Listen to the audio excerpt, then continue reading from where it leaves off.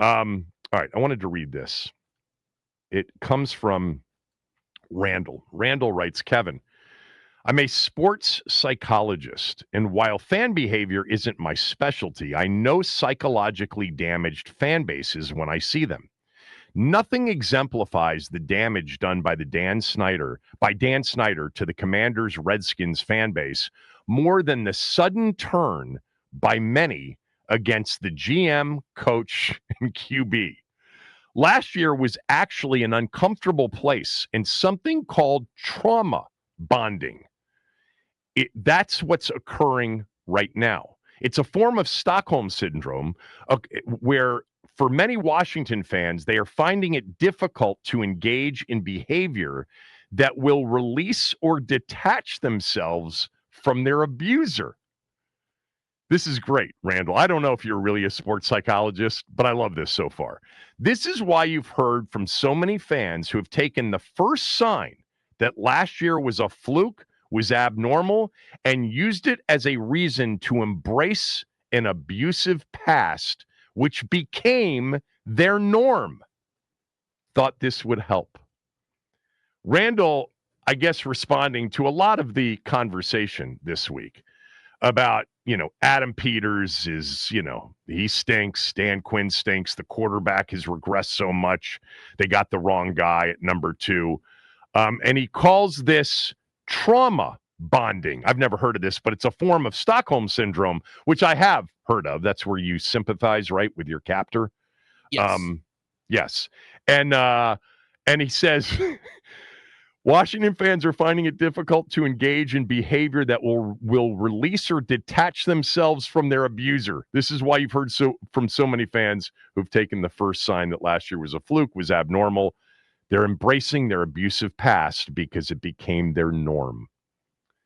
I read this last night, and I've used this analogy before about what we all went through together as fans of this team, and I've said we were institutionalized, like Shawshank Redemption, institutionalized. When Red, said when he was talking about Brooks Hadlin, these walls are funny. First you hate them, then you get used to them.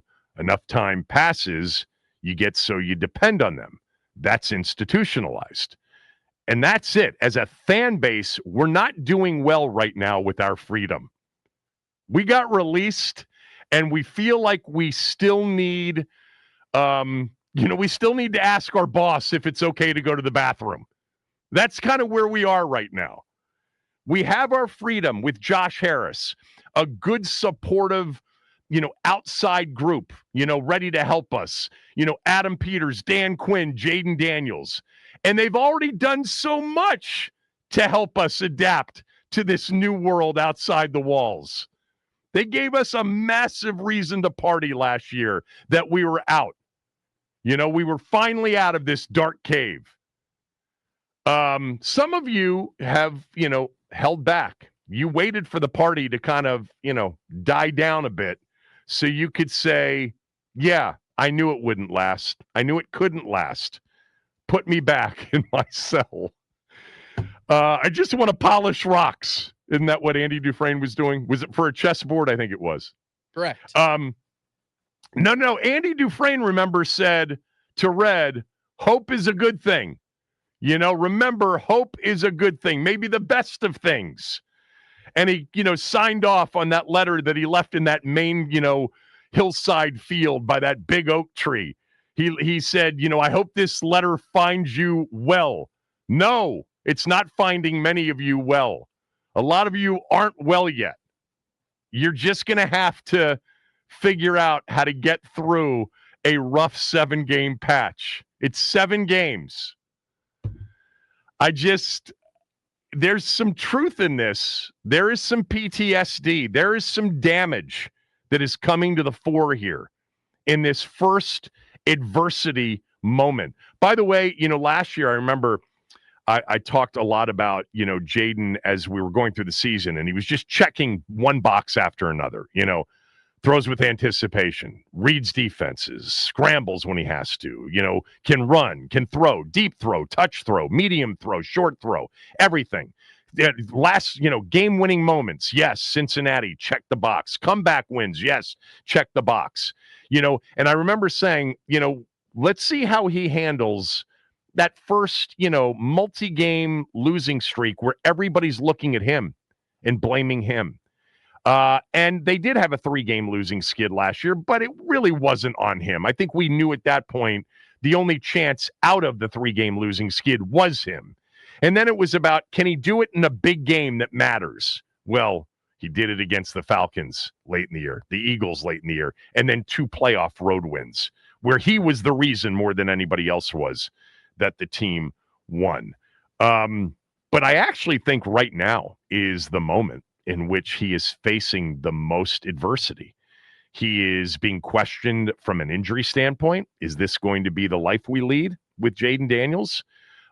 Perhaps, in and out of the lineup, year in and year out. I think that's the biggest and most legitimate concern at this point. Actually, for me, the only legitimate concern.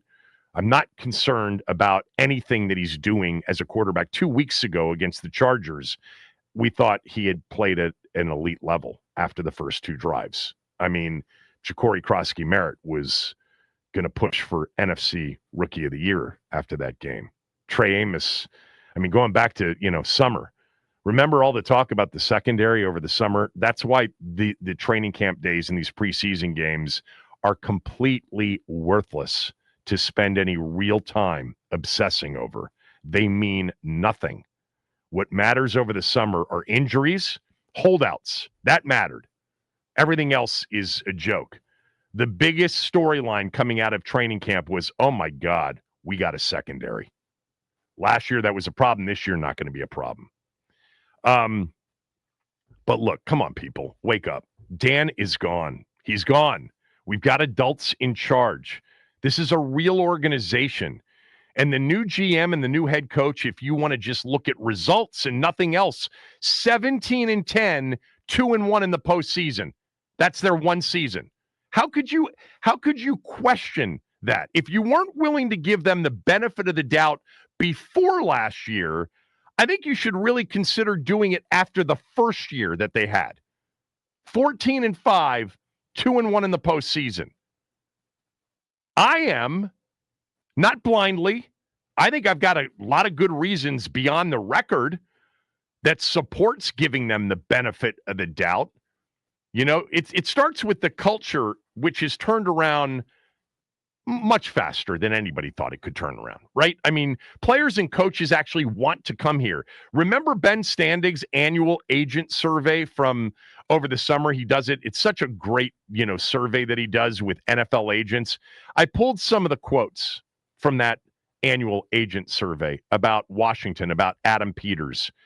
Washington is the most stable organization from top to bottom in the NFL. That's a quote from an NFL agent about our organization. Another quote, they emphasized culture and character. And I don't mean that just with the players, but with the front office and the coaching staff as well. Everyone talks about family these days, right? Every company's a family. You can never truly have a genuine family dynamic with a team because it's a business. But I think that Adam and the guys have done the best job in the league of really trying to put that together and create that. Another quote, I know it's only one season, but I think what Adam Peters has done and what I think he's going to continue to do, I think the culture that he's building is going to sustain success for a long time. Closed quote. That was just 2 months ago. 2 weeks ago, as I mentioned, Krosky-Merritt, Trey Amos, Jayden's back. What'd you say, Max? Jayden was back. Slow start. A-level, game after the slow start for Jayden. Defense even looked acceptable. And this culture that they have created, you've got to trust that this tough stretch, lots of injuries. Truth is, one fumble away from being 4-3 against the Bears. And I think the hysteria would be dialed way back, because you could then say, well, look, we didn't have a starting receiver in the Dallas game. And the defense would still be a concern. But that fumble combined with what happened in Dallas made things seem, awfully dark right now.